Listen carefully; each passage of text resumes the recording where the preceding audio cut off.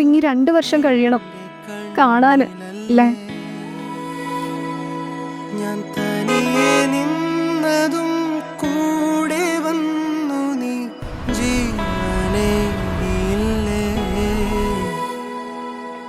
കൂരിരുളിൻ പടവിൽ മുന്നിൽ മിന്നിത്തെളിയാൻ പൊന്നിൻ താരത്തിരിയായി നീ വിണ്ണിൽ നിന്നും പറന്നിൻ നെഞ്ചിൻ കൊമ്പിലിരുന്നേ മാലാഖപ്പൂവിതളേ.